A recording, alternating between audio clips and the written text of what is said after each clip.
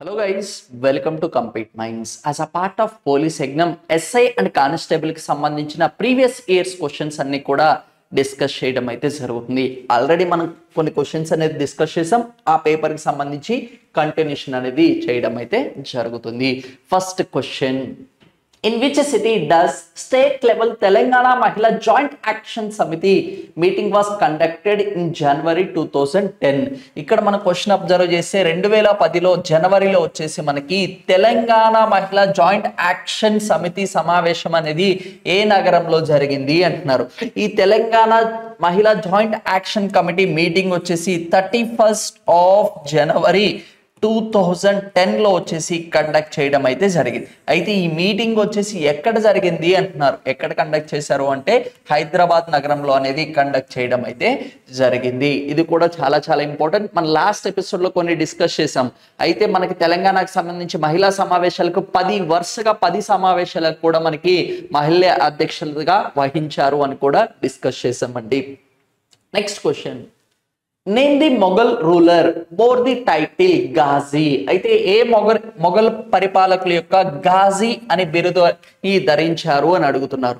ఇక్కడ మొఘల్స్ కి సంబంధించి చాలా చాలా ఇంపార్టెంట్. ఈ గాజీ అంటే మనకు వచ్చేసి వారియర్ అని అర్థం. అయితే మనకి మొఘల్ డైనాసిటీ తీసుకుంటే ఈ మొఘల్స్ డైనాసిటీ ఎప్పుడు ఎస్టాబ్లిష్ చేశారు అంటే 1526లో అనేది భారతదేశంలో మొఘల్ డైనాసిటీ ఎస్టాబ్లిష్ చేయడం అయితే జరిగింది. ఎప్పుడు దాకా పరిపాలించారు అంటే 1707 ఎర్లీ మొఘల్స్ అనే వాళ్ళు పరిపాలించడం అయితే జరిగింది.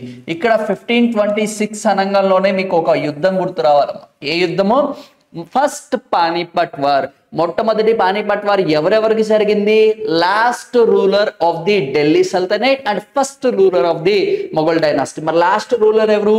ఇబ్రహీం లోడి వర్సెస్ బాబర్కి. వీళ్ళిద్దరి మధ్యలో జరిగిన యుద్ధమే ఫస్ట్ పానీపట్ వార్ అని పిలవడం అయితే జరుగుతుంది. ఈ ఫస్ట్ పానీపట్ వార్ లో ఇబ్రహీం లోడి గారు ఓడిపోయారు అండ్ తర్వాత వచ్చేసి బాబర్ గారు గెలవడం అయితే జరిగింది. అప్పుడు వచ్చేసి మనకి మొఘల్ డైనాసిటీ అనేది ఇండియాలో ఎస్టాబ్లిష్ చేయడం అయితే జరిగింది. అయితే ఘాజీ అనే బిరుదు ఎవరికి ఉంది అంటే బాబర్ గారికి ఉండడం అయితే జరిగింది. బాబర్ గారిని ఘాజీ అని పిలవడం అయితే జరుగుతుంది. ఈయన బాబర్ వచ్చేసి first ruler of the Mughal dynasty అని కూడా చెప్తూ ఉంటాం. 1526 దగ్గర నుంచి 1530 వరకు వచ్చేసి పరిపాలించడం అయితే జరిగింది. జస్ట్ 4 years పరిపాలించారు. కాకపోతే మొఘల్ డైనాసిటీకి సంబంధించి ఎక్స్పాన్షన్ అంతా కూడా ఈయన చూసుకోవడం అయితే జరిగింది. నెక్స్ట్ వచ్చేసి హ్యూమయూన్ వచ్చేసి 1530 దగ్గర నుంచి 1540 వరకు అనేది పరిపాలించడం అయితే జరిగింది. అయితే ఈ 10 years ఆయన పరిపాలించారు. కాకపోతే ఇక్కడ మీరు చాలా ఇంపార్టెంట్, మొఘల్ డైనాసిటీ పరిపాలించే టైంలో అవుట్ సైడ్ మొఘల్ డైనాసిటీ కాకుండా బయట ఒక డైనాసిటీ పరిపాలించడం అయితే జరిగింది. దాన్ని సూర్ డైనాసిటీ అంటారు. ఈ సూర్ డైనాసిటీని ఎవరు ఎస్టాబ్లిష్ చేశారు? షేర్ షా సూర్ అనే అతను ఎస్టాబ్లిష్ చేయడం అయితే జరిగింది. ఔరంగజేబ్ పరిపాలిస్తే ఆయన యొక్క ఎఫెక్ట్ ని తట్టుకోలేక ఔరంగజేబు ఇండియా నుంచి పారిపోతాడని కూడా మనకి మెన్షన్ చేయడం అయితే జరుగుతుంది. మళ్ళీ తిరిగి ఎప్పుడు వస్తారు అంటే హ్యూమన్ గారు వచ్చేసి 1555లో వచ్చేసి 1556 వరకు పరిపాలిస్తారు. కాకపోతే అన్ఫార్చునేట్లీ ఈయన వచ్చేసి ఏదైతే లైబ్రరీ అనేది ఉందో ఆ స్టెప్స్ మీద నుంచి వస్తుంటే అక్కడ కొలాప్స్ అయిపోయి అక్కడ చనిపోవడం అయితే జరుగుతుంది. 1526లో వచ్చేసి 1556లో వచ్చేసి హ్యూమయూన్ గారు వచ్చేసి మరణించడం అయితే జరుగుతుంది. అండ్ నెక్స్ట్ వచ్చేసి మనకి అక్బర్ గారు 1556 దగ్గర నుంచి వచ్చేసి మనకి 1605 వరకు వచ్చేసి అక్బర్ పరిపాలించడం అయితే జరుగుతుంది. అండ్ నెక్స్ట్ వచ్చేసి మనకి 1605 దగ్గర నుంచి వచ్చేసి 1627 వరకు కూడా జహంగీర్ గారు పరిపాలించడం అయితే జరుగుతుంది. షాజహాన్ గారు వచ్చేసి 1628 దగ్గర నుంచి వచ్చేసి 1658 వరకు వచ్చేసి పరిపాలించడం అయితే జరుగుతుంది. 1658 దగ్గర నుంచి వచ్చేసి the last ruler of the Mughal dynasty Aurangzeb గారు వచ్చేసి 1707 వరకు వచ్చేసి ఔరంగజేబ్ గారు పరిపాలించడం అయితే జరుగుతుంది. వీళ్ళ టెన్యూర్స్ కూడా చాలా చాలా ఇంపార్టెంట్. దివాన్ ఈ ఆమ్ అంటారు. దివాన్ ఈ కాస్ అనేది కూడా రిలీజియస్ పరంగా అనేది ఎస్టాబ్లిష్ చేయడం అయితే జరుగుతుంది. అందులో మేజర్ పర్సన్ వచ్చేసి అక్బర్ గారు తీసుకుని రావడం అయితే జరుగుతుంది. ఇక్కడ అక్బర్ అంటే మీరు చాలా ఇంపార్టెంట్ గుర్తు పెట్టుకోవాలి.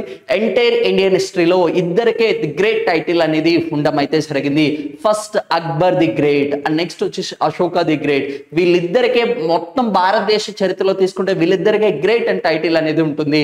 అయితే అశోక వచ్చేసి మౌర్యన్ డైనాసిటీకి సంబంధించిన ఆయన, అక్బర్ వచ్చేసి మనకి మొఘల్ డైనాసిటీకి సంబంధించిన ఆయన. వాళ్ళిద్దరిని కూడా ఒకసారి గుర్తుపెట్టుకోండి. Next question, the press council of India has chosen dash as the Raja Ram Mohan Rai Award for Excellency in the Journal 2023. అయితే జర్నలిజానికి సంబంధించి రాజా రామ్ మోహన్ రాయ్ అవార్డు అనేది అందించడం అయితే జరుగుతుంది. అయితే 2023 సంవత్సరానికి ఎవరికి వచ్చింది అంటున్నారు. అతన్నే వచ్చేసి ఏబికే ప్రసాద్ గారికి అనేది అందించడం అయితే జరిగింది. ఎవరైతే మనకు వచ్చేసి మేజర్గా ఈ ప్రెస్కి సంబంధించి జర్నలిజానికి సంబంధించి మేజర్ కాంట్రిబ్యూషన్ అనేది అందించడం అయితే జరుగుతుందో వాళ్ళకి Raja Ram Mohan Roy journalism best excellency award అనేది అందించడం అయితే జరుగుతుంది. మనకి రాజా రామ్ మోహన్ రాయ్ అనంగంలోనే ఒక ఇయర్ గుర్తుండాలమ్మా, 1829 వచ్చేసి మనకి abolition of Sati act, Sati abolition అనేది చేయడం అయితే జరిగింది. ఎవరు చేశారు? లార్డ్ విలియం బెంటిక్ అనే అతను వచ్చేసి ఈ సతీ అబాలిషన్ యాక్ట్ అనేది చేయడం అయితే జరిగింది. రాజా రామ్మోహన్ గారు వచ్చేసి సతీ అబాలిషన్ చేయడానికి మేజర్ పర్సన్ కూడా అని చెప్పుకోవచ్చు. ఆయన యొక్క కాంట్రిబ్యూషన్ అనేది చాలా ఎక్కువగా కూడా ఉంది అని చెప్పుకోవచ్చు. ఇక్కడ మన క్వశ్చన్ తీసుకుంటే ఇంకా ప్రెస్ కౌన్సిల్ ఆఫ్ ఇండియా అనేది ఎప్పుడు ఎస్టాబ్లిష్ చేశారు అంటే 1966 లో అనేది ఎస్టాబ్లిష్ చేయడం అయితే జరుగుతుంది. 1978 కి వచ్చేసి ప్రెస్ కౌన్సిల్ యాక్ట్ అనేది పాస్ చేయడం అయితే జరిగింది. ఇది వచ్చేసి ఒక స్టాట్యుటరీ బాడీ, ఇది ఒక పార్లమెంట్ యొక్క ఒక చట్టం నుంచి అనేది తీసుకొని రావడం అయితే జరిగింది. యాక్ట్ అంటే మన ఆన్సర్ ఏంటి? 1978 లో యాక్ట్ తీసుకొచ్చారు. కౌన్సిల్ అనేది ఎప్పుడు పాస్ చేశారమ్మా అంటే 1966 లో అనేది పాస్ చేయడం అయితే జరిగింది. అయితే 2024కి సంబంధించి అఫీషియల్గా ఇంకా రాలేదు. ఇన్ కేస్ మన యూట్యూబ్ ఛానల్ అనేది రెగ్యులర్గా ఫాలో అవ్వండి. ఇన్ కేస్ ఏ అప్డేట్ వచ్చినా కానీ మనం ప్రొవైడ్ చేయడం అయితే జరుగుతుంది. Next question, Telangana convention was started by. ఈ క్వశ్చన్లో ఎర్రర్స్ అనేవి ఉండడం అయితే జరిగింది. ఆల్రెడీ మనకి కొన్ని ఎర్రర్స్ డిస్కస్ చేసాం, కాకపోతే ఒకసారి ఆన్సర్ కూడా చూద్దాం. ఇక్కడ తెలంగాణ కన్వెన్షన్ సంబంధించి 2 కన్వెన్షన్స్ ఉన్నాయమ్మా. ఒకటి పీపుల్ కన్వెన్షన్, ప్రజల కన్వెన్షన్ ఒకటి ఉంది, అండ్ నెక్స్ట్ వచ్చేసి టీచర్స్ కన్వెన్షన్ కూడా ఉంది. తెలంగాణ టీచర్స్ కన్వెన్షన్ వచ్చేసి ఎవరు ఎస్టాబ్లిష్ చేశారు అంటే మంజూర్ ఆలం గారు వచ్చేసి ఎస్టాబ్లిష్ చేయడం అయితే జరిగింది. అదేంటి? Teachers conventions. In case people convention అనేది మనం తీసుకుంటే మనకి మేజర్ గా వచ్చేసి మదన్ మోహన్ గారు వచ్చేసి ఎస్టాబ్లిష్ చేయడం అయితే జరిగింది. కాకపోతే మనకి ఇక్కడ ఏది అనేది క్లారిటీగా చెప్పలేదు కాబట్టి మనకు వచ్చేసి 2 కూడా ఒకసారి గుర్తుపెట్టుకోండి. ఓకే, నెక్స్ట్ ఇక్కడ ఒకటి ఆల్రెడీ మనం లాస్ట్ ఎపిసోడ్ లో కూడా డిస్కస్ చేసామమ్మా. చెన్నారెడ్డి గారు తెలంగాణ ప్రజా సమితి ఎస్టాబ్లిష్ చేశారా అని అడిగారు. ఓకేనా, ఆయన ఎస్టాబ్లిష్ చేయలేదు. మదన్ మోహన్ గారు వచ్చేసి మనకి తెలంగాణ ప్రజా సమితి అనేది ఏర్పాటు చేయడం అయితే జరిగింది. మనకి చెన్నారెడ్డి గారు వచ్చేసి మేజర్గా ఆ టైంలో 1969 టైంలో వచ్చేసి 10 లోక్సభ సీట్స్ కూడా విన్ అవ్వడం అయితే జరిగింది అని చెప్పారు. కాకపోతే ఆయన ఆ పార్టీకి సెక్రటరీగా వ్యవహరించడం అయితే జరిగింది. అది కూడా ఒకసారి నోట్ డౌన్ చేసుకోండి. Next question, who was the chief secretary of Telangana Safeguards Agitation Association? Telangana Safeguards Agitation Association కి సెక్రటరీగా ఎవరు ఉన్నారు అంటున్నారు. ఇది కూడా మనకి వెరీ వెరీ ఇంపార్టెంట్. ఎవరు అంటే టి పురుషోత్తం రావు గారు వచ్చేసి ఉండడం అయితే జరిగింది. ఇది కూడా ఒకసారి స్టాటిక్ సంబంధించింది, ఒకసారి చూడండి. Next, who was the founder of Hyderabad Hitaraksha Samiti? ఓకేనా, హైదరాబాద్ హితరక్ష సమితి అనేది ఎవరు ఏర్పాటు చేశారు అంటున్నారు. హైదరాబాద్ హితరక్ష సమితి వచ్చేసి జి రామానుజాచారి గారు వచ్చేసి ఏర్పాటు చేయడం అయితే జరిగింది. తెలంగాణ హిస్టరీ, ఆ తెలంగాణ మూమెంట్ కి సంబంధించిన క్వశ్చన్స్ అన్ని కూడా డైరెక్ట్ గా అడిగారు. చాలా మంది కూడా ఏమనుకున్నారంటే ఎస్ఐకి సంబంధించి చాలా డెప్త్ గా అడుగుతారేమో అనుకున్నారు. కాకపోతే ఈసారి తెలంగాణ ఎస్ఐకి సంబంధించిన మెయిన్స్ పేపర్ అనేది చాలా ఈజీగా రావడం అయితే జరిగింది. Okay, next, who receives the first Bharat Ratna? ఓకేనా, మొట్టమొదటిసారిగా భారత్ రత్న అవార్డు అనేది ఎవరికి అందించారు అంటున్నారు. ఇలాంటి క్వశ్చన్స్ వచ్చినప్పుడు చాలా జాగ్రత్తగా చూసుకోండి. అవార్డ్స్ అడిగినప్పుడు మనకి సింగిల్ గా ఇస్తున్నారా లేదు గ్రూప్ గా ఇస్తున్నారా అనేది కూడా మీకు గుర్తుండాలి. మొట్టమొదటిసారిగా భారతదేశానికి సంబంధించి భారత్ రత్న అవార్డ్స్ అనేది 1954లో అనేది తీసుకొని రావడం అయితే జరిగింది. ఈ అవార్డ్స్ ఇవ్వాలి అని కూడా డిసైడ్ చేసింది ఎవరు అంటే the first president of India Babu Rajendra Prasad గారు వచ్చేసి ఇనిషియేట్ తీసుకొని రావడం అయితే జరిగింది. ఆయన యొక్క రికమెండేషన్ మీదకు భారత రత్న అవార్డ్స్ అనేది 1954 నుంచి తీసుకొని రావడం అయితే జరిగింది. భారత రత్న భారతదేశానికి సంబంధించిన హైయెస్ట్ సివిలియన్ అవార్డ్. భారతదేశంలో భారతదేశ పౌరులకు ఇచ్చే అత్యున్నతమైన పురస్కారం ఏదైనా ఉంది అంటే అది భారత రత్న అని చెప్పుకోవచ్చు. 2024 సంవత్సరం వరకు తీసుకుంటే ఎప్పటిదాకా ఎంతమందికి అందించారు అంటే 53 మందికి వచ్చేసి భారత రత్న అనేది అందించడం అయితే జరిగింది. ఇన్ జనరల్ గా భారత రత్న ఎంత మందికి ఇస్తారు? 2 మెంబర్స్ కి ఇవ్వచ్చా, 3 మెంబర్స్ కి ఇవ్వచ్చా, 4 మెంబర్స్, 5 మెంబర్స్ అంటే ఇన్ జనరల్ గా వచ్చేసి మనకి ముగ్గురికి అందించడం అయితే జరుగుతుంది. కాకపోతే ఈ ప్రిన్సిపల్ అనేది 2 సార్లు బ్రేక్ అయింది. 1997 లో వచ్చేసి మనకి 4 మెంబర్స్ కి అందించడం అయితే జరిగింది. 2024 సంవత్సరంలో మనం తీసుకుంటే 5గురికి భారత రత్న అందించడం అయితే జరిగింది. ఇక్కడ వచ్చేసి కర్పూరి ఠాకూర్ గారికి 2024లో వచ్చేసి భారత రత్న అందించడం అయితే జరిగింది. ఆయన వచ్చేసి బీహార్ రాష్ట్రానికి సంబంధించి చీఫ్ మినిస్టర్ గా కూడా వర్క్ చేశారు. అది కూడా ఒకసారి గుర్తుపెట్టుకోండి. అండ్ నెక్స్ట్ వచ్చేసి పివి నరసింహారావు గారు father of economic reforms in India or LPG reforms, liberalisation, privatisation, globalisation అనేది కూడా రిఫార్మ్స్ అనేది ఆయన యొక్క టెర్నర్ లోనే తీసుకొని రావడం అయితే జరిగింది. అతనికి కూడా పోస్ట్ థామస్ లీగా అందించడం అయితే జరిగింది. అండ్ నెక్స్ట్ చౌదరి చరణ్ సింగ్ గారు shortest serving prime minister of India, అతి తక్కువ కాలం భారతదేశానికి ప్రధానమంత్రిగా వర్క్ చేసింది చౌదరి చరణ్ సింగ్ గారికి కూడా మనకు వచ్చేసి భారత రత్న అనేది అందించడం అయితే జరిగింది. అండ్ నెక్స్ట్ ఎంఎస్ స్వామినాథన్ గారికి father of green revolution India, ఓకేనా, హరిత విప్లవ పితామహుడు అని ఎవరిని అంటాము అంటే మనకి ఎంఎస్ స్వామినాథన్ గారిని పిలవడం అయితే జరుగుతుంది. అతనికి కూడా మనకి భారత రత్న అనేది 2024లో అందించడం అయితే జరిగింది. వీళ్ళ నలుగురికి కూడా పోస్ట్ థామస్ లీ అంటే మరణించిన తర్వాత మనకి భారత రత్న అనేది అందించడం అయితే జరిగింది. మొట్టమొదటిసారిగా మరణించిన అనంతరం భారత రత్న ఎవరికి అందించారు అంటే లాల్ బహదూర్ శాస్త్రి గారికి వచ్చేసి మరణించిన తర్వాత భారత రత్న అందించడం అయితే జరిగింది. అయితే 5th పర్సన్ ఎవరు అంటే ఎల్కే అద్వానీ గారికి వచ్చేసి యాజ్ ఏ లైవ్ గా అందించడం అయితే జరిగింది. 5గురికి ఇస్తే 4 మెంబర్స్ అనే వాళ్ళకి పోస్ట్ థామస్ లీ, 1 పర్సన్ కి వచ్చేసి ఎలైవ్ మూమెంట్. మనకి ఎల్కే అద్వానీ గారు అంటే ఫస్ట్ గుర్తుండాల్సింది రామ్ పదయాత్ర మూమెంట్ అనేది కూడా అతనే స్టార్ట్ చేయడం అయితే జరిగింది. అయితే మన క్వశ్చన్ ఏమడుగుతున్నారు, who receives the first Bharat Ratna, మొట్టమొదటిసారిగా ఎవరికి భారత రత్న వచ్చింది అంటున్నారు. శ్రీ రాజగోపాలాచారి గారా, సర్వేపల్లి రాధాకృష్ణన్ గారికా, నెక్స్ట్ వచ్చేసి సివి రామన్ గారికా అంటున్నారు. వీళ్ళ ముగ్గురికి కూడా మనకి భారత రత్న అనేది రావడం అయితే జరిగింది. వీళ్ళని చాలా జాగ్రత్తగా గుర్తుపెట్టుకోవచ్చు. రాజగోపాలాచారి గారు ఆర్ అని గుర్తుపెట్టుకోండి. నెక్స్ట్ సర్వేపల్లి రాధాకృష్ణన్ గారు ఇంకొక ఆర్ అని గుర్తుపెట్టుకోండి. అండ్ నెక్స్ట్ సివి రామన్ గారికి వచ్చేసి ఇంకొక ఆర్ అని గుర్తుపెట్టుకోండి. ఓకేనా, RRR అని గుర్తుపెట్టుకోండి. ఇక్కడ శ్రీ రాజగోపాలాచారి గారు, సర్వేపల్లి రాధాకృష్ణన్ గారు, అండ్ నెక్స్ట్ వచ్చేసి మనకి సివి రామన్ గారికి రావడం అయితే జరిగింది. ఫిజిక్స్ కేటగిరీకి సంబంధించి ఫస్ట్ టైం నోబెల్ ప్రైజ్ కూడా ఇండియా నుంచి రిసీవ్ చేసుకుంది కూడా సివి రామన్ గారు అని గుర్తుపెట్టుకోండి. అయితే ఫస్ట్ టైం ఎవరికి మహిళ కేటగిరీలో తీసుకుంటే ఎవరికి భారత రత్న వచ్చిందంటే ఇందిరాగాంధీ గారికి రావడం అయితే జరిగింది. యంగెస్ట్ అయితే అతి తక్కువ ఏజ్ లో భారత రత్న ఎవరికి వచ్చింది అంటే 2014 సంవత్సరంలో సచిన్ టెండూల్కర్ గారికి రావడం అయితే జరిగింది.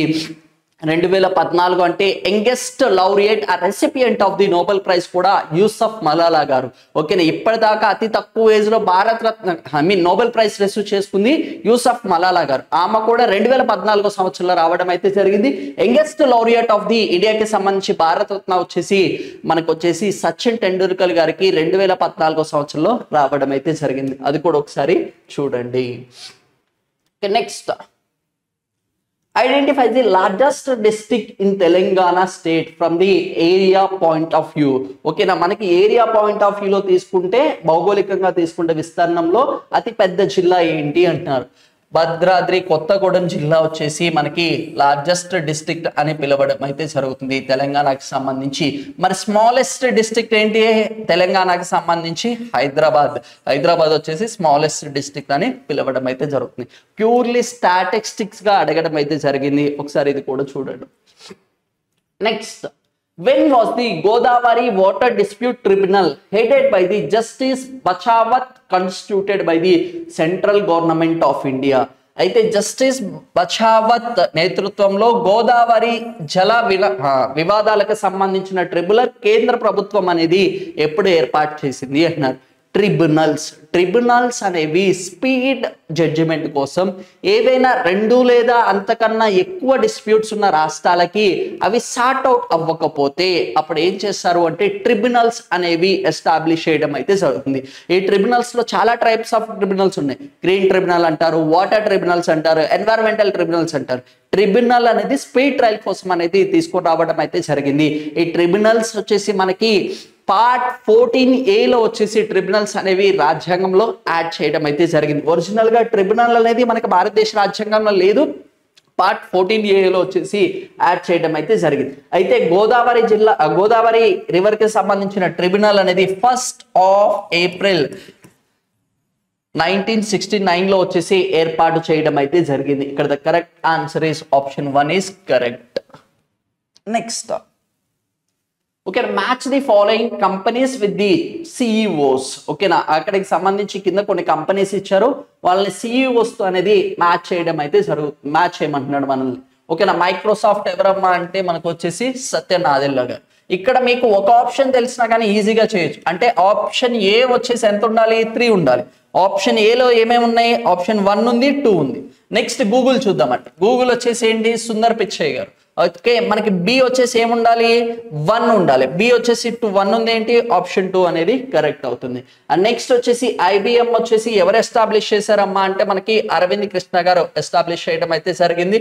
అబౌట్ వచ్చేసి మనకి సంతునం నారాయణ గారు వచ్చేసి ఎస్టాబ్లిష్ చేయడం అయితే జరిగింది. చాలా ఈజీగా అడిగారు సిఇఓస్. మాక్సిమం వచ్చేసి కొంచెం డిఫికల్టీగా అడగడానికి కూడా ఏం లేదు, డైరెక్ట్ గా ఒక్క ఆప్షన్ నీకు 2 ఆప్షన్లు తెలిసినా కానీ ఈజీగా నువ్వు ఆన్సర్ చేయడానికి ఉంటుంది. Okay, next dash help the students understanding the peers and perspective and incorporate those perspectives into the decision makings. విద్యార్థులు తోటి విద్యార్థిని దృక్పథం అర్థం చేసుకోవడానికి వాటి నిర్ణయాత్మకత విధానంలో పొందుపరచడాన్ని ఏమంటారు అంటున్నారు. ఇక్కడ ఏమంటున్నారు, ఒక స్టూడెంట్ ఉన్నాడంట, ఆ స్టూడెంట్ కి సంబంధించిన రిమైనింగ్ స్టూడెంట్స్ తో అందరితో కూడా కలుపుకోపోవడానికి వాళ్ళందరితో కలిసి నిర్ణయం తీసుకునేదాన్ని ఏమంటారు అంటున్నారు. ఏమంటారమ్మా అంటే కోఆపరేటివ్ లెర్నింగ్ అంటాం. నేనేమంటాము, కోఆపరేటివ్ లెర్నింగ్ అని పిలవడం అయితే జరుగుతుంది. లీడర్షిప్ అంటామా, అందరిని కలుపుకొని వెళ్తే లీడర్షిప్ అంటామా అంటే లేదు, అక్కడ డెసిషన్ మేకింగ్ గురించి అడుగుతూ ఉన్నారు. లీడర్షిప్ అనేది ఒకళ్ళే నాయకులు ఉంటారు, ఆ నాయకుడు మిగిలిన వాళ్ళని ఫాలో అవ్వకుండా అతను వాళ్ళందరినీ కూడా ఆయన సైడ్ టర్న్ చేసుకుంటూ ఉంటారు. లీడర్షిప్ అనేది కాదు. క్లాస్ రూమ్ పార్టిసిపేషన్ అంటే అది కూడా కాదు. ఎంపతి అంటే అది కూడా కాదు. Okay, next who presided over the officers committee in the year of 1986 అంటున్నారు. ఆఫీసర్స్ కమిటీ అనేది 1986 సంవత్సరంలో ఎస్టాబ్లిష్ చేయలేదు. ఇన్ జనరల్ గా అడిగినా కానీ క్వశ్చన్ కరెక్ట్ అవుతుంది. కాకపోతే మనకి 1884 లో అనేది ఆఫీసర్స్ కమిటీ ఏర్పాటు చేశారు. కాకపోతే 1885 లో ఏర్పాటు చేయడం అయితే జరిగింది. కాకపోతే ఇక్కడ ఇయర్ అనేది రాంగ్ ఉంది. అయితే మనకి ఈ క్వశ్చన్ కూడా యాడ్ అండ్ పాయింట్ అనేది ఉంటుంది. ఇన్ జనరల్ గా వచ్చేసి ఆఫీసర్స్ కమిటీకి హెడ్ ఎవరమ్మా అంటే జే భరత్ రెడ్డి గారు వచ్చేసి వ్యవహరించడం అయితే జరిగింది. ఓకే, ఇది కూడా యాడ్ అండ్ పాయింట్ మనకి. Next, arrange the following events connected with the Telangana movement in chronological order from first to last. ఎప్పుడైనా సరే క్రోనాలజికల్ ఆర్డర్ అడిగినప్పుడు మీరు జాగ్రత్తగా చూసుకోవాలమ్మా. వాళ్ళు ఏం అడుగుతున్నారు, ఫస్ట్ నుంచి లాస్ట్ కి చేయమంటున్నారు. ఇక్కడ మీరు జాగ్రత్తగా చూడండి, మనకు ఏదైనా ఇయర్స్ ఏమన్నా ఇచ్చారా అని. ఎందుకంటే మీకు ఒక క్వశ్చన్ చూపిస్తా, మీరు ఏం చేయాల్సిన మళ్ళీ డైరెక్ట్ గా చూసి మీరు ఆన్సర్ చేస్తారు. ఓకేనా, ఇక్కడ ఏమి ఇచ్చారు మనకి 1973 ఇచ్చారు. అంటే 1973 ఇచ్చారు. కొంచెం ఐడియా ఉన్నా కానీ మనకి ఇక్కడ Ravindranath started the infinite strike for the Polancharam. ఓకేనా, ఇక్కడ పోలంచరంలో వచ్చేసి మనకి ఫస్ట్ టైం తెలంగాణ ఎజిటేషన్ మొదటి దశ కూడా మనకు వచ్చేసి ఎవరు స్టార్ట్ చేశారు అంటే రవీంద్రనాథ్ గారే స్టార్ట్ చేయడం అయితే జరిగింది. ఎప్పుడు స్టార్ట్ చేశారు అంటే జనవరిలో వచ్చేసి ద మంత్ ఆఫ్ జనవరి 1969 లో ఏర్పాటు చేయడం అయితే జరిగింది. జనవరి 8th లో స్టార్ట్ చేయడం అయితే జరిగింది. ఇందిరాగాంధీ గారి చేత 8 సూత్రాల ప్రకటన. ఇది ఎప్పుడు స్టార్ట్ చేశారమ్మా అంటే 11th of April 1969 లో వచ్చేసి ఏర్పాటు చేయడం అయితే జరిగింది. అండ్ నెక్స్ట్ చెన్నారెడ్డి గారి చేత జై తెలంగాణ ఉద్యమాన్ని వాయిదా ప్రకటించడం అయితే జరిగింది అంటున్నారు. ఇది ఎప్పుడు అంటే 27th November 1969లో ఏర్పాటు చేయడం అయితే జరిగింది. ఓకేనా, ఇది అన్ని కూడా మీరు జాగ్రత్తగా అబ్జర్వ్ చేస్తే మనం ఆల్రెడీ చెప్పాం, చెన్నారెడ్డి గారు మంత్రి పదవికి కూడా రాజీనామా చేసి మనకు వచ్చేసి తెలంగాణ ఉద్యమంలో మెయిన్ పర్సన్ గా దాని ఉద్యమాన్ని ముందుకు నడిపించడం అయితే జరిగింది అని కూడా చెప్పడం అయితే జరిగింది. అయితే చెన్నారెడ్డి గారికి వచ్చేసి మంత్రి పదవి అందించడం వల్ల ఉద్యమం అనేది వాయిదా వేయించారు. అవునా, అది కూడా అంటే అది కరెక్ట్ అవుతుంది. మనకి ఇది ఎప్పుడు అంటే నవంబర్లో జరిగింది. ఇక్కడ మనం కరెక్ట్ గా అబ్జర్వ్ చేస్తే ఏబిసిడి అనేది ఉంటుందమ్మా. ఓకేనా, క్రోనాలజికల్ చూడండి, జనవరి, ఏప్రిల్, నవంబర్. ఇది వచ్చేసి మనకి డైరెక్ట్ గా వాళ్ళే ఇచ్చారు. అన్ని 1969లో జరిగితే ఇది వచ్చేసి 1973లో జరిగింది. ఓకేనా, ఇదేంటి సెప్టెంబర్లో 1973లో వచ్చేసి కేంద్ర ప్రభుత్వం చేత 6 సూత్రాల ప్రకటన అనేది అందించడం అయితే జరిగింది. Chronological order same. నెక్స్ట్, అవును మీకు ఒక క్వశ్చన్ చూపిస్తాను కదమ్మా, ఇది డైరెక్ట్ గా మీరు ఇయర్స్ చూడండి. ఇది కూడా ఏమడుతున్నారు, క్రోనాలజికల్ ఆర్డర్ అనేది అడుగుతున్నారు. ఓకేనా, ఇక్కడ జాగ్రత్తగా చూడండి, 1967 ఉంది, 1968 ఉంది, 1967 ఉంది, 1967 ఉంది. అయితే ఒక్క ఆప్షన్ అనేది డిఫరెంట్ గా ఉంది. అయితే ఏంటి, సెకండ్ వన్. అయితే ఇదే కదా లాస్ట్ ఉండేది. ఆప్షన్ బి అనేది ఈ ఆప్షన్స్ లో లాస్ట్ గా ఏముందో చూడండి. ఒకటే ఆప్షన్ కనబడుతుంది, ఆప్షన్ 4. ఓకేనా, ఇన్ కేస్ సమ్ టైమ్స్ మీ అదృష్టం బాగుంటే ఇలా కూడా క్వశ్చన్స్ ఉంటాయి. నువ్వు ఇక్కడ ఏం చేయాల్సిన పని లేదు, జస్ట్ 1928 కనపడ్డది కాబట్టి లాస్ట్ అదే అవుతుందిగా. అన్ని 1997 ఇచ్చారు. అదేంటి అంటే ఆప్షన్ 4 ఇస్ కరెక్ట్. మీరు అంత కష్టపడాల్సిన పని కూడా లేదు. అందుకోసమే ఎగ్జామ్ హాల్లో టెన్షన్ గా కాదు, 1కి 2 సార్లు క్వశ్చన్ పేపర్ జాగ్రత్తగా చూడండి. ఇలాంటి క్వశ్చన్స్ కూడా మనకి కనిపిస్తూ ఉంటాయి. Next, who presided over the Bhubaneswar Sabha held in the 8th to 9th March 1997. ఓకేనా, భువనగిరిలో మార్చ్లో 8 నుంచి 8వ తేదీ నుంచి 9వ తేదీ వరకు జరిగిన 1997వ సంవత్సరంలో జరిగిన భువనగిరి సభకు ఎవరు అధ్యక్షత వహించారు అంటున్నారు. ఎవరమ్మా అంటే జైని మల్లయ్య గుప్తా గారు వచ్చేసి అధ్యక్షులుగా ఉండడం అయితే జరిగింది. ఎవరు అంటే జైని మల్లయ్య గుప్తా గారు వచ్చేసి మనకి భువనగిరి సభకి అధ్యక్షులుగా ఉన్నారు. ఓకే, ఇది కూడా direct question. Next, in the 23rd mobile biodiversity festival focused on the cultivation and consumption of the millets which was held at. అయితే మిల్లెట్స్ అండ్ చిరుధాన్యాలకు సంబంధించి ఒక సభ అనేది జరిగిందంట. దాన్ని ఏమంటున్నారు, మొబైల్ డైవర్సిటీ ఫెస్టివల్ అంటున్నారు. బయోడైవర్సిటీ ఫెస్టివల్ అని పిలవడం అయితే జరుగుతుంది. ఈ సభ అనేది జనవరి 23వ తారీఖున ఎక్కడ జరిగింది అంటున్నారు.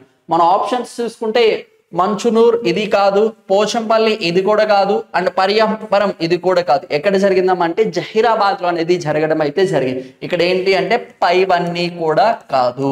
ఇక్కడ మీరు చాలా జాగ్రత్తగా గుర్తుపెట్టుకోవాలి, India is the largest producer and largest consumer of the millets కి సంబంధించి అని గుర్తుపెట్టుకోండి. అయితే 2024 సంవత్సరాన్ని మిల్లెట్స్ ఇయర్ గా డిక్లేర్ చేయడం అయితే జరిగింది. ఇండియా వచ్చేసి 2024 is declared as the millets year, చిరుధాన్యాల సంవత్సరం కింద అనేది డిక్లేర్ చేయడం అయితే జరిగింది. దీనికి సంబంధించి కూడా 2023 కూడా డిక్లేర్ చేశారు. ఫస్ట్ మిల్లెట్స్ ఎక్స్పీరియన్స్ సెంటర్ అనే దాన్ని కూడా మనకి న్యూ ఢిల్లీలో ప్రారంభించడం అయితే జరిగింది. అది కూడా ఒకసారి జాగ్రత్తగా గుర్తుపెట్టుకోండి. ఇది కరెంట్ అఫైర్స్ కి సంబంధించి ఇప్పుడు రీసెంట్ కూడా ఉంది. అయితే యునైటెడ్ నేషన్స్ కూడా 2023 కాల్ ఫర్ చేయడం అయితే జరిగింది. మిల్లెట్స్ ఇయర్ కింద కూడా డిక్లేర్ చేయడం అయితే జరిగింది. అది కూడా ఒకసారి చూడండి. Next, identify the British viceroy during the time of independence of India. ఓకేనా, భారతదేశానికి స్వతంత్రం వచ్చే నాటికి అయితే బ్రిటిషర్స్ గా ఉన్న వైస్రాయ్ ఎవరు అంటున్నారు. మీరు ఇక్కడ చాలా జాగ్రత్తగా గుర్తుపెట్టుకోండి అమ్మా. ఫస్ట్ గవర్నర్ ఆఫ్ బెంగాల్ ఎవరు అంటే రాబర్ట్ క్లైవ్ గారు వచ్చేసి ఉండడం అయితే జరిగింది. ఈయన కాస్త ఏం చేశారు అంటే గవర్నర్ జనరల్ ఆఫ్ బెంగాల్ కింద చేశారు. ఈ గవర్నర్ జనరల్ ఆఫ్ బెంగాల్ కింద చేసినప్పుడు మనకి బాంబే అండ్ మద్రాస్ ఈ సబార్డినేటింగ్ టు ది బెంగాల్ కి సబార్డినేట్ గా ఉండాలి అని చెప్పారు. అప్పుడు వచ్చేసి వారెన్ హేస్టింగ్స్ అనే ఆయన వచ్చేసి first governor general of Bengal గా వ్యవహరించడం అయితే జరిగింది. ఈ పోస్టును కాస్త వాళ్ళు ఏం చేశారు అంటే గవర్నర్ జనరల్ ఆఫ్ ఇండియా కింద కన్వర్ట్ చేశారు. ఈ గవర్నర్ జనరల్ ఆఫ్ ఇండియాగా వచ్చేసి ఎవరు వర్క్ చేశారు అంటే మనకి మేజర్ గా తీసుకుంటే లార్డ్ విలియం బెంటిక్ గారు వచ్చేసి వర్క్ చేయడం అయితే జరిగింది.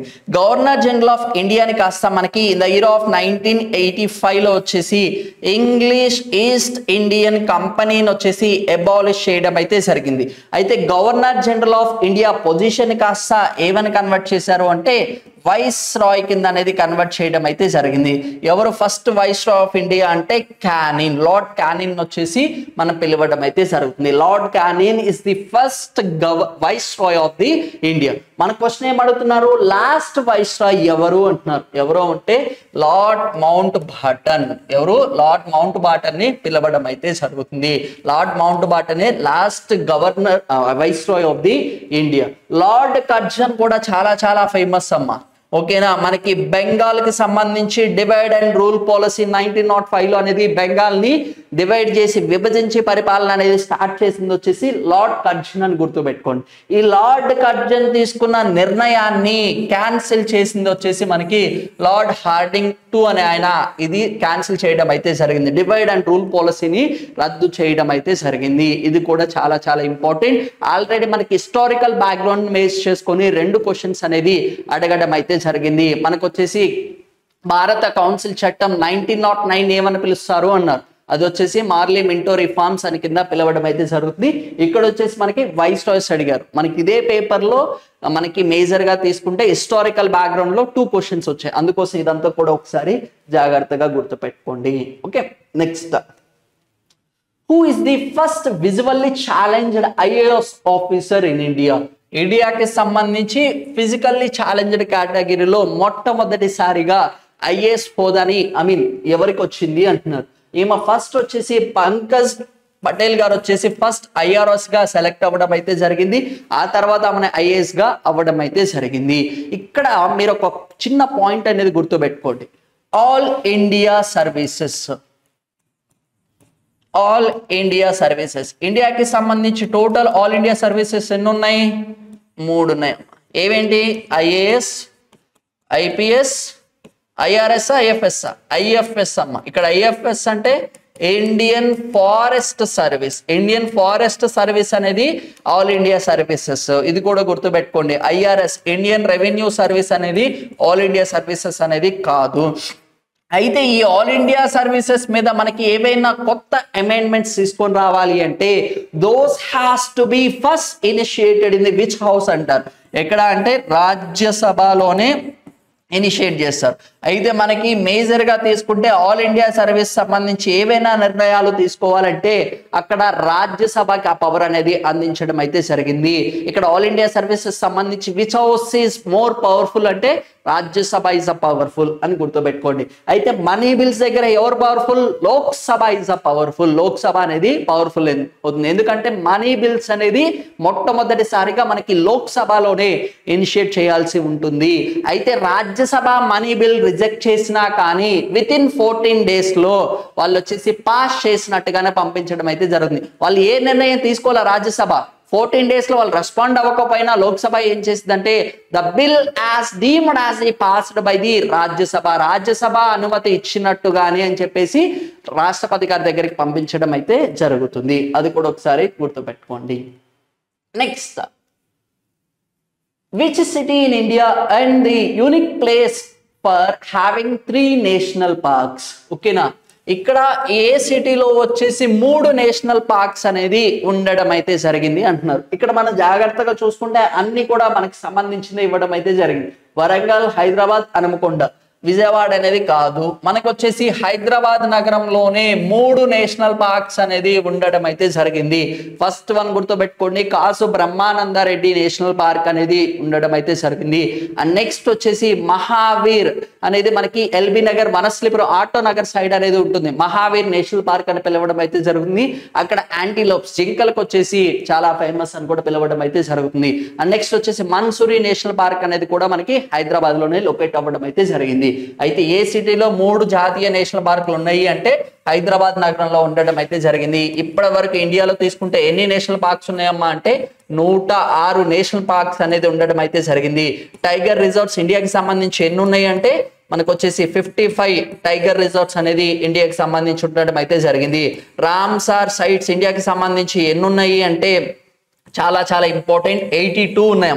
లాస్ట్ ఇయర్ వచ్చేసి 75 రామ్సార్ సైట్స్ ఉంటే ఈ ఇయర్ గాను 80 యాడ్ అవ్వడం అయితే జరిగింది. అండ్ నెక్స్ట్ వచ్చేసి ఇక్కడ వరల్డ్ ఎర్త్ డే వచ్చేసి మనకి జూన్ 5వ తారీఖు సెలబ్రేట్ చేసుకోవడం అయితే జరుగుతుంది. ఆ రోజు వచ్చేసి కొత్తగా 2 రామ్సార్ సైట్స్ అనేది యాడ్ చేయడం అయితే జరిగింది. నాగి అండ్ నక్తి వచ్చేసి బీహార్ రాష్ట్రానికి సంబంధించిన 2 రామ్సార్ సైట్స్ అనేది కూడా యాడ్ చేయడం అయితే జరిగింది. అవన్నీ కూడా గుర్తుపెట్టుకోండి. నేషనల్ పార్క్స్ అంటే 106, టైగర్ రిజర్వ్స్ అంటే 55, రామ్సార్ సైట్స్ అంటే 82 అని గుర్తుపెట్టుకోండి. ఇది కూడా చాలా చాలా ఇంపార్టెంట్. నెక్స్ట్,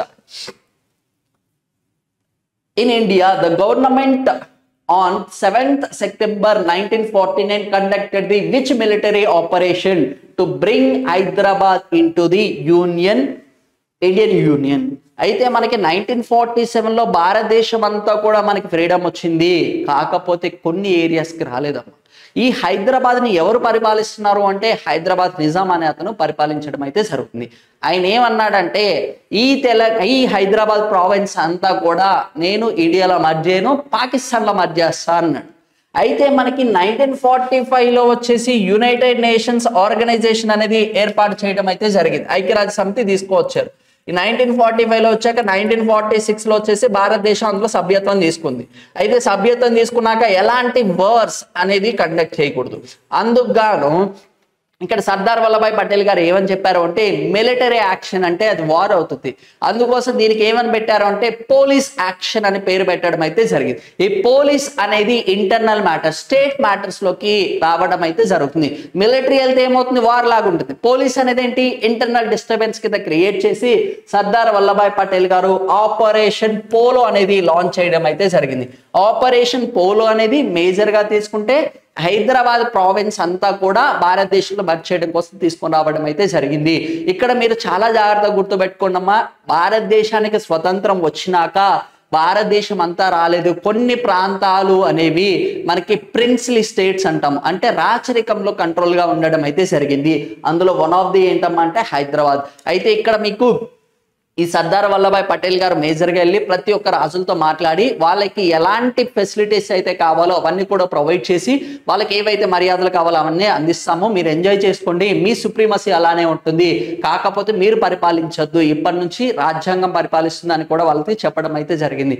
అయితే వీళ్ళకి సంబంధించి పెన్షన్స్ పర్వీ బర్స్ అని కూడా పిలవడం అయితే జరుగుతుంది. ఆ పెన్షన్స్ రద్దు చేసింది ఎవరు అంటే ఇందిరాగాంధీ గారి వాళ్ళకి సంబంధించిన పెన్షన్స్ అనేది కూడా రద్దు చేయడం అయితే జరిగింది. ఆపరేషన్ విజయ్ అనేది మనకి గోవా అనే దాన్ని మనకి ఇండియన్ లోకి మర్జ్ చేయడం కోసం తీసుకొని రావడం అయితే జరిగింది. అప్ టు 1961 దాకా కూడా మనకి గోవా అనేది ఇండియాలో ఉన్నా కానీ but it's not part of the India. Portuguese అనే వాళ్ళు పరిపాలించడం అయితే జరుగుతుంది. భారతదేశానికి ఫస్ట్ బ్రిటిషర్స్ అంటే ఇంగ్లీష్ వాళ్ళు ఫస్ట్ వచ్చింది కూడా ఎవరు అంటే పోర్చుగీస్ వాళ్ళే. లాస్ట్ ఇండియా నుంచి వెళ్ళిపోయిన వాళ్ళు కూడా ఎవరు అంటే పోర్చుగీస్ వాళ్ళనే గుర్తుపెట్టుకోండి. ఇదేంటమ్మా అంటే the correct answer is operation polo is the correct answer. ఇది జనరల్ గా అందరికీ తెలిసిందే. అన్ని ప్రావిన్సెస్ అన్నిటిని కూడా ఈ ప్రిన్స్లీ స్టేట్స్ రాచరిక ప్రాంతాలన్నిటిని కూడా యునైటెడ్ చేయడం కోసం సర్దార్ వల్లభాయ్ పటేల్ గారు చాలా కీ రోల్ అనేది ప్లే చేయడం అయితే జరిగింది అని చెప్తారు. అలాగానే మౌంట్ బాటర్ అనే ఆయన కూడా చాలా ఇంపార్టెంట్ రోల్ అనేది కూడా ప్లే చేయడం అయితే జరిగింది. Thank you.